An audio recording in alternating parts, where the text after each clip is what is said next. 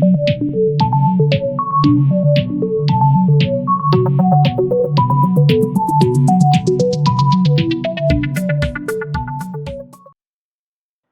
pagi, selamat datang di channel Wims Komputer.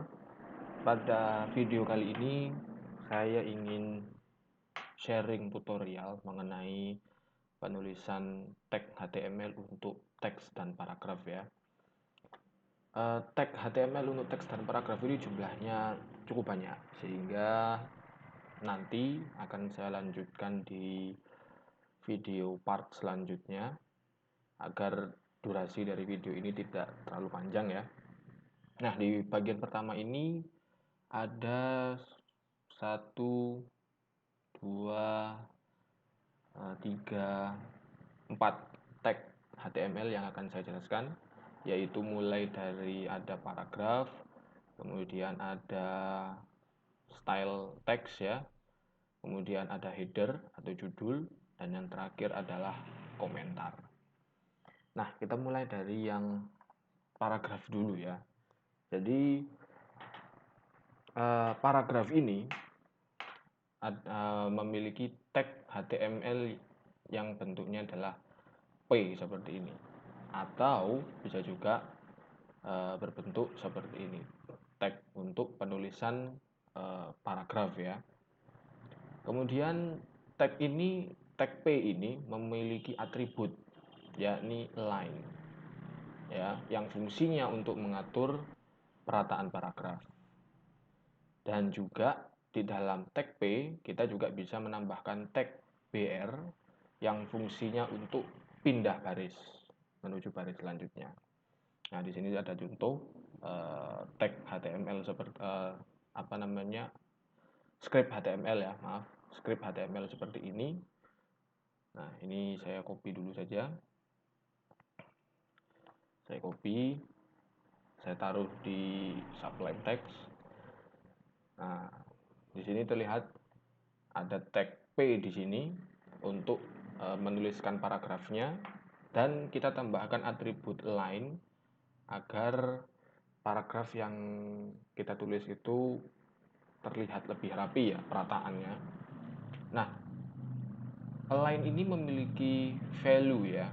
Yang pertama ada left, ada right, ada center, dan ada justify. Nah, kalau left ini sesuai dengan artinya ya, yaitu kiri, berarti perataan paragrafnya akan menjadi rata kiri.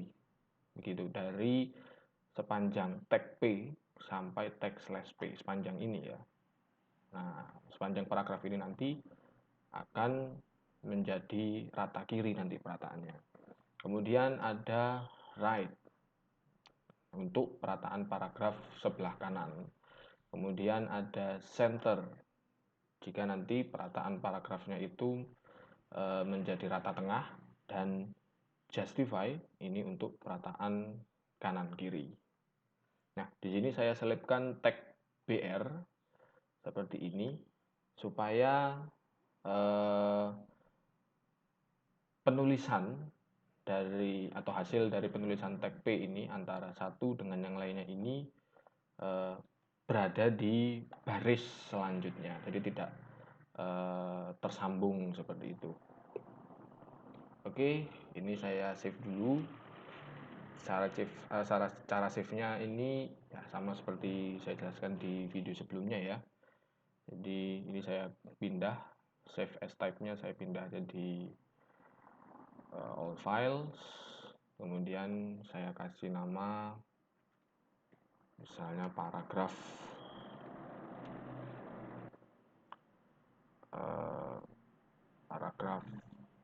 atau latihan paragraf ya, dan paragraf .html.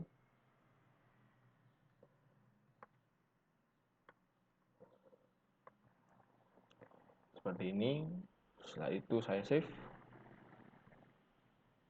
Nah, sekarang kita lihat hasilnya ya. Kita lihat hasilnya latihan paragraf ini. Saya open with dengan Google Chrome. Nah, maka hasilnya menjadi seperti ini. Saya tunjukkan lagi. Jadi tag paragraf ini dengan atribut line kemudian diberikan value left, berarti paragraf ini akan menjadi paragraf yang memiliki perataan sebelah kiri seperti di gambar ini. Ya, seperti hasilnya ini. Terus kemudian yang kedua ada right, ya, berarti nanti sepanjang paragraf ini memiliki perataan sebelah kanan. Nah, seperti ini. Seperti ini. Kemudian yang ketiga ada center, ya, yang berarti perataan untuk paragraf ini berada di sebelah tengah, ya, terlihat seperti ini hasilnya. Kemudian yang terakhir ada justify, yang mana perataan untuk paragraf ini akan menjadi rata kanan kiri seperti di contoh ini, ya. Baik, itu yang pertama ya, yakni tag paragraf atau P atau tag P. Berikutnya yang kedua ada judul. Ini berbeda dengan judul title yang ada di head, ya. Judul ini terletak di konten. Terletak di konten, halaman konten seperti ini. Biasanya ini berfungsi untuk kalau kita membuat judul, ya, di dalam konten untuk sebuah artikel. Berbeda dengan judul halaman web yang ada di sini, berbeda, ya. Tag yang digunakan untuk header adalah H, yang mana tag H ini diikuti oleh angka yang menunjukkan ukuran tulisan seperti H1, H2, H3, dan seterusnya. Semakin kecil angkanya, maka semakin besar ukuran tulisannya. Nah, di sini saya ambil contoh yang ini, ya. Ini saya copy, saya taruh di sini, saya paste. Nah, seperti ini. Saya ambil contoh, misalnya saya pakai tag P di sini, ya, dengan perataan sebelah kiri. Kemudian saya kasih judul HTML seperti ini dengan tag H3, ya, dengan tag H3. Setelah itu, karena sudah selesai, ya, sudah ada scriptnya di sini, saya save as supaya tidak jadi satu dengan atau tidak terreplace, ya, yang tadi. Misalnya saya kasih latihan heading. Ini saya save as, type-nya saya ganti all files. Ini .html. Oke, saya save. Kemudian kita buka, ya, latihan heading. Nah, seperti ini hasilnya. Nah, ini adalah hasil dari tag heading ketika kita menggunakan poin 3. Maka ukurannya akan menjadi seperti ini. Nah, tadi di sini dijelaskan bahwa semakin kecil angkanya, maka semakin besar ukuran tulisannya. Coba sekarang kita ganti, misalnya jangan H3, ya. Jangan H3. Oh, ini jadi paragraf, ya. Jangan H3. Misalnya ini jadi H1. Ingat, ya, kalau ini H1 berarti ditutupnya juga harus dengan H1. Tidak bisa beda gitu. Ini saya ganti dulu. Ini juga saya ganti dah. Jadi heading, karena ini judulnya latihan heading tapi titlenya paragraf, ya, agak kurang pas. Saya save, kemudian ini saya refresh. Nah, maka ukuran judul HTML ini menjadi lebih besar, ya, karena kita menggunakan H1. Kita tidak bisa menggunakan angka yang kita tidak bisa menggunakan angka di bawah angka 1, ya, karena ini sudah yang paling besar untuk H1 ini. Kalau misalnya kita gunakan angka yang lebih besar, misalnya H6 misalnya, ya. H6 kita save, kemudian kita refresh. Nah, maka tulisannya akan menjadi kecil seperti ini. Jadi semakin besar angkanya, maka ukuran text heading ini akan makin kecil. Jika angkanya makin kecil, maka ukuran text header-nya atau text heading-nya akan jadi lebih besar. Seperti itu. Ini saya kembalikan jadi H1 lagi saja. Biar apa ya? Biar terlihat kalau ini adalah judul begitu. Nah, seperti ini. Kemudian yang ketiga ada style text. Nah, style text ini lebih kepada kita mau mengubah tulisan itu menjadi tebal, kemudian miring, dan memiliki efek garis bawah ya. Jadi seperti itu. Tagnya apa saja? Kalau untuk tebal itu kita menggunakan tag B ini atau bisa dengan strong. Kalau tulisannya miring kita bisa menggunakan tag I atau italic atau EM. Kemudian untuk garis bawah kita menggunakan U. Nah, seperti itu. Nah, selain 3 efek atau 3 style text ini, ada juga style lain seperti mark untuk memberikan background kuning pada sebuah tulisan. Kemudian ada small. Ini untuk membuat tulisan berukuran lebih kecil dari ukuran normal. Kemudian ada strike. Ini untuk membuat tulisan bergaris tengah. Kemudian ada del yang digunakan untuk membuat efek teks yang dihapus dengan garis tengah. Agak sedikit berbeda dengan strike ya. Kemudian ada ins. Ini untuk teks yang disisipkan dengan teks bergaris bawah. Nah, langsung saja saya tunjukkan. Saya ambil ini contohnya ya, skripnya. Saya copy. Saya taruh di sini lagi. Nah, di sini. Kemudian saya save as style text. Saya terbiasa cara save-nya seperti ini ya. Saya terbiasa seperti ini sih. HTML. Nah, skripnya kurang lebih seperti ini. Jadi ada tag B untuk huruf tebal, ada I untuk miring, U untuk garis bawah, kemudian ada strike untuk garis tengah. Saya kasih tambahan BR ya, biar teksnya itu nanti hasilnya tidak semakin panjang secara horizontal.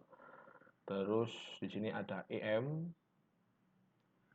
kemudian ada strong, ada ins, ada del, kemudian ada small, dan ada mark. Nah, hasilnya seperti apa? Hasilnya style text ya. Maka hasilnya akan menjadi seperti ini. Jika kurang jelas saya besarkan sedikit. Nah, seperti ini. Jadi bentuknya seperti ini. Ada huruf tebal, ya, ada huruf miring, kemudian ada huruf bergaris bawah seperti ini. Nah, sebenarnya ada yang agak mirip ya, seperti teks bergaris bawah ini, yaitu U dengan mana tadi? Teks yang disisipkan ins ini ya. Ins ini. Nah, hampir mirip lah. Hampir mirip. Karena fungsinya tadi adalah teks yang disisipkan dengan teks bergaris bawah. Jadi efeknya sama, memberikan garis bawah juga. Oke. Ya, seperti inilah hasilnya ya. Nah, teks bergaris tengah seperti ini. Terus teks yang dihapus pakai del. Jadi teks bergaris ini bisa menggunakan strike, bisa menggunakan del ya. Nah, ini apa namanya? Mark ya. Mark yaitu memberikan efek berwarna kuning pada background sebuah teks. Kemudian ada small. Jika diperhatikan ini teksnya ukurannya lebih kecil ya daripada ukuran yang normalnya seperti itu. Kemudian yang terakhir, ini saya kembalikan lagi dulu ya, 100%. Kemudian yang terakhir ada komentar. Ini bukan komentar seperti dalam istilah bahasa Indonesia ya. Jadi komentar dalam pemrograman itu biasanya adalah baris teks yang tidak ditampilkan pada halaman website atau web browser. Atau kalau secara umum komentar itu adalah bagian dari skrip yang tidak muncul. Ya, tidak muncul di layar komputer. Nah, seperti itu. Fungsinya ini biasanya adalah sebagai dokumentasi kita dalam skrip. Misalnya ada beberapa tag-tag tertentu ya, biar tidak lupa, ini fungsinya apa, ini fungsinya apa, ini fungsinya apa. Kita bisa tambahkan komentar di situ. Nah, tag untuk komentar adalah seperti ini. Ya, ada tag tanda seru, strip, bla bla bla, kemudian diakhiri dengan strip dan tanda kurung lancip tutup. Sebagai contoh, ini saya copy. Nah, contohnya di sini. Kemudian saya ambil, saya paste di sini, saya paste di sini. Nah, saya save. Latihan komentar dan komentar. Kemudian .html.